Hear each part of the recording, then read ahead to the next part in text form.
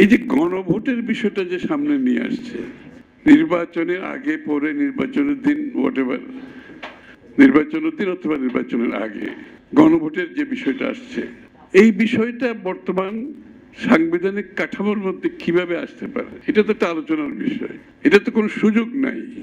আপনাকে এই সংবিধানে গণভোটের কোনো প্রভিশন নাই ক্লিয়ারলি।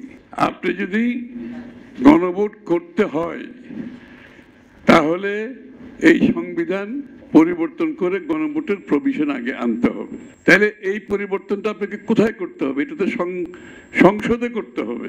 টানা তৃতীয়বার অর্জন করেছে দেশের সেরা সুপার ব্র্যান্ড স্বীকৃতি বসুন্ধরা টিস্যু। এবং সংসদ হচ্ছে জনগণের রিপ্রেজেন্টেটিভ, অর্থাৎ এটার কনসেন্ট আসতে হবে জনগণের কাছ থেকে। আপনি যদি গণতন্ত্রে বিশ্বাস করেন, at the end of the day আপনার কনসেন্ট, ফাইনাল কনসেন্ট আসতে হবে জনগণের কাছ থেকে। জনগণের রিপ্রেজেন্টেটিভ একটা সংসদ যেটা এটার উপর আলোচনা করবে এবং জনগণের ম্যান্ডেট নিয়ে কিন্তু করতে হবে।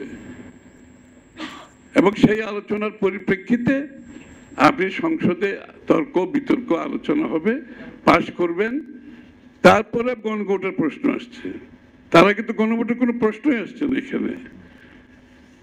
তাহলে এই যে গণভোটটা তারা দিল, কি প্রস্তাবটা দিল, বিএনপি পক্ষ থেকে আমরা অনেক সময় দেশে একটা সহনশীলতা, যে রাজনৈতিক ঐক্য, এমন একটা প্রেক্ষাপটে হয়তো মনে করে এই গণভোটের পক্ষে মত দিয়েছেন, তাও নির্বাচনের দিন।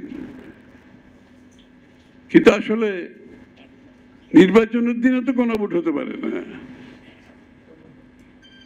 এটা তো বিএনপির উদারতা, এবং এই উদারতাটা দেখানো বিএনপির ঠিক হয় না। আমি এখানে বলতেছি দাঁড়িয়ে, বিএনপি এই উদারতা দেখানো ঠিক হয় নাই, কারণ এটা সাংবিধানিকভাবে কারেক্ট না, এটা নৈতিকভাবে কারেক্ট না, এটা গণতান্ত্রিক প্রক্রিয়ার মধ্যে কারেক্ট না।